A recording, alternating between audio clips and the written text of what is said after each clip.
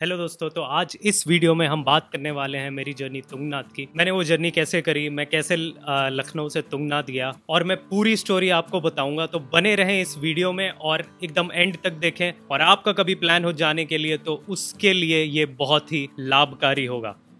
तो वीडियो शुरू करते हैं।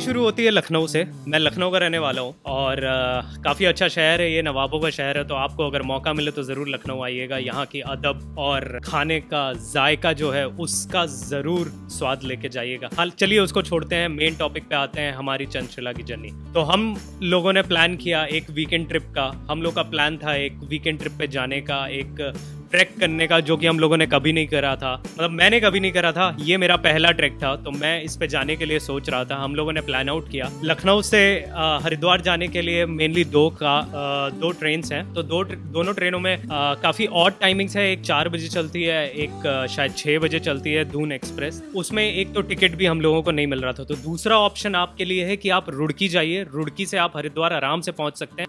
22 किलोमीटर है रुड़की से हरिद्वार। और फिर वहां पे आप जा करके हरिद्वार से डायरेक्ट एक टैक्सी कर सकते हैं चंचला जाने के लिए। तो हम लोगों ने एक अमृतसर एक्सप्रेस है जो कि पंजाब जाती है, रुड़की होके गुजरती है, उसकी टिकट कराई। उसमें हम लोग बैठे, शाम को बैठ चुके थे। फिर सुबह हम लोग करीब 3 बजे वहाँ पे रुड़की में पहुँच गए। रुड़की में पहुँचने के बाद हम लोग वहाँ पे आराम से फ्रेश हुए, बाहर स्टेशन पे गए। लोकल जो टेम्पो चलती है, विक्रम चलती है, वो करी। और उससे हम लोग करीब सुबह 5 बजे हरिद्वार हर की पैड़ी घाट पे पहुँच गए थे। हम लोगों ने पहले से ही अपनी कैब बुक करा रखी थी जो कि टाटा सूमो थी। और उसको हम लोगों ने करीब 7 बजे कॉल किया ताकि वो भी सो के उठ जाए और 7 या 8 बजे हम लोग जर्नी अपनी शुरू कर दें। वो हमारे वहाँ 8 बजे आ गया हर की पैड़ी पे। हम लोग ने हर की पैड़ी पे बहुत आनंद लिया। आप लोग ये व्यू देख सकते हैं हर की पैड़ी का, जो मैंने फोटोज़ खींची हैं।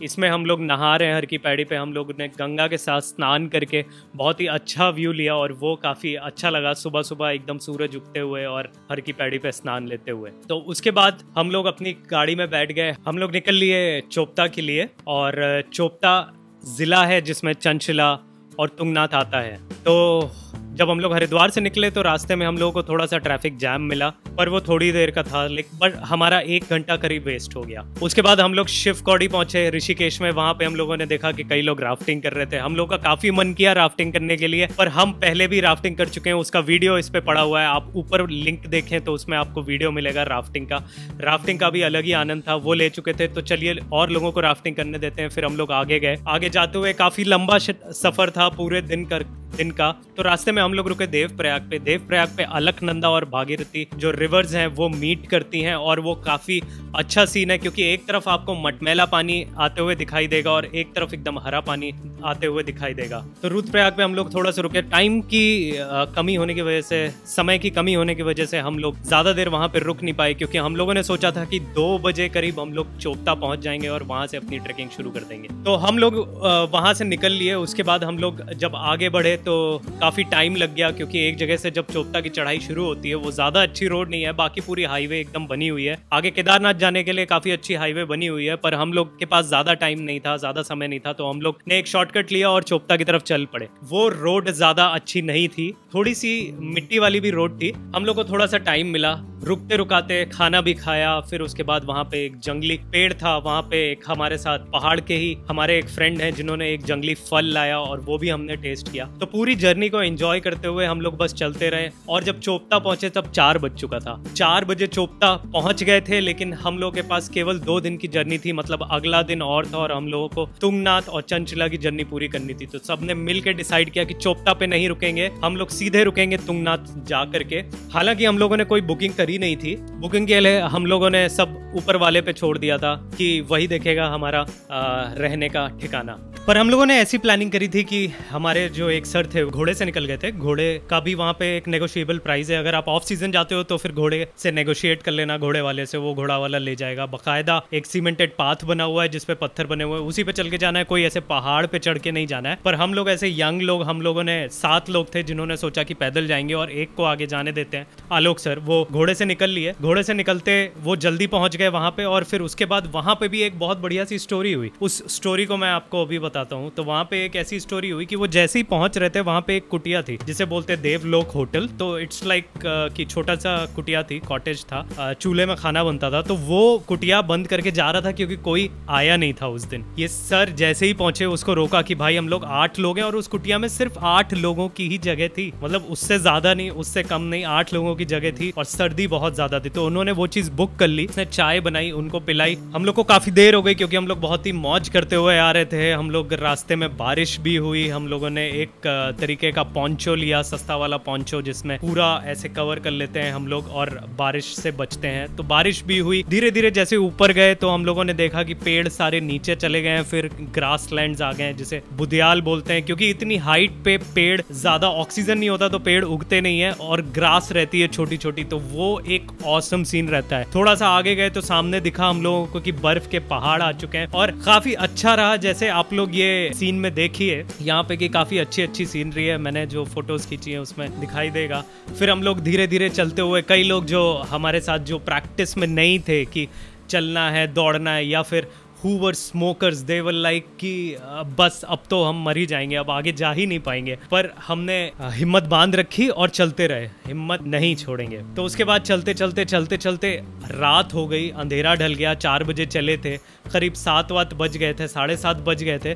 फाइनली जब हम लोग वहाँ पे पहुंचे तो आलोक सर हम लोग का इंतजार कर रहे थे, उन्होंने हाथ वेव किया, हम लोगों ने इधर से वेव किया कि फाइनली हम लोग पहुंच गए, क्योंकि रात हो गई थी, रास्ता पता नहीं था। और वो जो इलाका है वहाँ पे काफी जंगली जानवर भी आते हैं, जैसे भालू हो गया, ये सारी चीजें वहाँ पे काफी प्रोमिनेंट हैं। तो मैंने एक डंडा भी ले लिया था ताकि कुछ भी आए, वैसे डंडे से तो सुरक्षित रहेंगे नहीं, तो भगवान भरोसे चल दिए थे, पर फिर भी एक सुरक्षा के लिए और ट्रैकिंग करने के लिए एक डंडा काफी इंपॉर्टेंट है। तो हम लोगों ने एक किराए पे डंडा लिया था और उसके बाद वहाँ पे देवलोक में पहुंच गए। जब हम लोग देवलोक में पहुंचे तो वो बहुत ही ज्यादा भूख लगी थी, एक रात पहले हम लोग सोए भी नहीं थे, तो काफी थकान थी, नींद थी, सब कुछ थी, थक भी गए थे ट्रैकिंग करते करते। तो उसने चूल्हे पे खाना बनाया, दाल, रोटी, सब्जी। And the hotel, this is Sujan Singh and his son. And finally we are going to eat hot chapatis which are made on coal. No, not coal. This is not wood. चूल्हे को क्या बोलेंगे?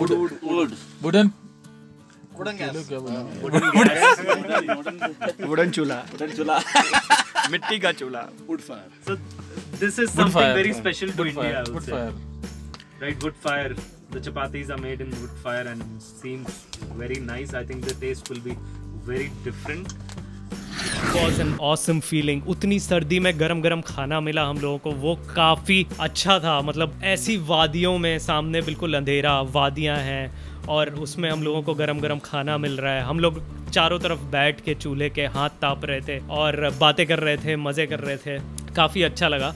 तो रात को हम लोगों ने सोचा कि रात को सो जाएंगे, फिर सुबह उठ के चंद्रशिला पहले जाएंगे, उसके बाद तुंगनाथ जाएंगे। हम लोग रात को सो गए, सुबह 6 बजे होते ही हम लोग निकल लिए थे फ्रेश होकर के वहीं से, उसी देवलोक कुटिया से या देवलोक होटल से। तो जो उस देवलोक होटल में रहता है उसका मैं नंबर आपको ज़रूर दूंगा, नीचे डिस्क्रिप्शन में देखिएगा, उसका नंबर पड़ा होगा। तो आप लोग कभी भी जाएँ तो उस कुटिया में रुक सकते हैं, या तो अपना कैंप लेके जाएँ या तो उस कुटिया में रुक जाएँ। It will be very beneficial for you. तो हम लोग अगले दिन चंद्रशिला की चढ़ाई शुरू कर दी और चंद्रशिला की चढ़ाई का वीडियो हमारे चैनल पे पड़ा हुआ है, वो आपको ऊपर लिंक दिखेगा या फिर आखिरी में मैं एक थंबनेल लगा दूंगा, वहां पे आप लोगों को दिखेगा। तो उसके बाद हम लोगों ने चंद्रशिला की ट्रैक शुरू करी। मैंने देखा कि ये काफी ऊंचा एकदम पीक सा था। मैंने कभी भी ऐसे ट्रैकिंग करी नहीं थी, कभी भी, हमेशा पेरेंट्स के साथ घूमा हूं तो कभी भी ऐसे ट्रैकिंग करी नहीं थी। तो मैं उस पर चढ़ता हुआ चला गया और सबसे बड़ी गलती मैंने करी थी, क्योंकि ये मेरी पहली ट्रैक थी, मैं स्पोर्ट शूज पहन के चला गया। मैं आपको बोलूंगा कि स्पोर्ट शूज पहन के कभी भी मत जाइएगा ट्रैकिंग पे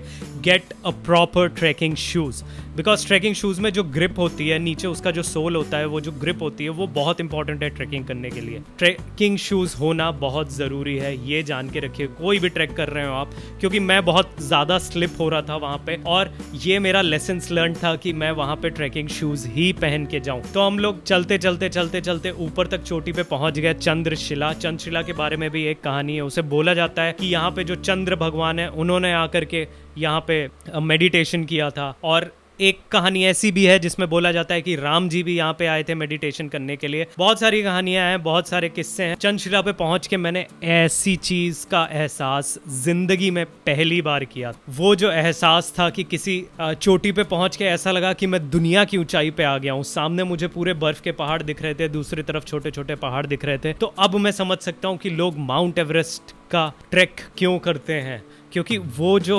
अचीवमेंट फील होती है कि आपने दुनिया में सब कुछ जीत लिया, वो वहीं से मिलता है, वो वहीं से आता है। तो ये तो काफी छोटा सा था, 4100 मीटर पे चंद्रशिला की पीक है। तो फोटो में देखिए वहाँ पे चंद्रशिला का जो मंदिर है वो है चंद्र देवता का मंदिर। हालांकि वहाँ पे कोई भी पुजारी नहीं था, फिर भी वो साफ सुथरा और एकदम पड़ा हुआ था। मे भी कोई आता है उसको मेंटेन करने, और बहुत अच्छा लगा। वहाँ से सीनिक व्यू बहुत ज्यादा है, तो वहाँ पे अगर आप जाते हैं तो उसका आनंद लीजिए। वहाँ पे रुकिए 1-2 घंटे, आनंद लीजिए और फिर नीचे आइए। तो हम लोग करीब 1-2 घंटे रुके होंगे। उसके बाद नीचे आके हम लोग को तुंगनाथ के दर्शन करने थे। तुंगनाथ पंच केदार का एक मंदिर है जिसमें जब शिव जी ने बैल रूप धारण किया तो उनके हाथ का प्रतिरूप है तुंगनाथ। तुंगनाथ में हम लोग जैसे ही पहुंचे वहां पे हम लोगों ने दर्शन किया। एक बहुत ही पुराना सा मंदिर है, और सबसे बड़े फैक्ट की बात है, ये दुनिया का सबसे ऊंचा शिव जी का मंदिर है। ये केदारनाथ से भी ऊंचा है। केदारनाथ करीब 3600 मीटर पे है, ये उससे भी 3700 मीटर पे है, like 3600 metres and this is 3700 metres. तो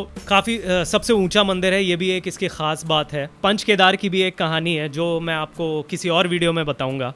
एक कहानी का वीडियो बना देंगे जिसमें हम आपको पूरे पंच केदार की कहानी बताएंगे। तो पंच केदार में से ये एक केदार है। फिर हम लोगों ने वहाँ पे दर्शन किया, और फिर नीचे आते ही वही देवलोक होटल पे हम लोगों के लिए आलू के पराठे बनाए थे। आलू के पराठे इतनी ऊंचाई पे जहाँ पे कुछ नहीं मिलता, सब कुछ ऊपर लेके जाना पड़ता है, आनंद ही कुछ और था। मैं चाय और आलू के पराठे लेके सीधा नीचे चला गया और सामने की वैली देख, सामने केदारनाथ के पहाड़ थे जिसपे बर्फ पड़ी हुई थी, और इतना सुंदर व्यू मैंने आज तक नहीं देखा था। वो देखते देखते हम लोग के पास समय की कमी थी, क्योंकि हम लोग को 2 दिन में ही पूरा ट्रैक करना था। तो हम लोग को वापस नीचे हरिद्वार तक जाना था उसी दिन, क्योंकि रात की ट्रेन थी। तो ज्यादा समय ना वेस्ट करते हुए हम लोग नीचे उतरे। नीचे हमारी गाड़ी खड़ी थी और वहां से सीधे चल दिए वापस हरिद्वार की ओर। रास्ते में वैसे ही नाश्ता वाश्ता कर करके हम लोग हरिद्वार पहुंचे, और हरिद्वार पहुंचते ही हम लोग को पता लगा कि हम लोग की ट्रेन लेट है। तो ट्रेन वो 12 घंटे लेट हुई। तो हम लोग को बहुत खराब लगा, या क्या बोलें कि हम लोग को कैसा फील हुआ, क्योंकि हम लोगों ने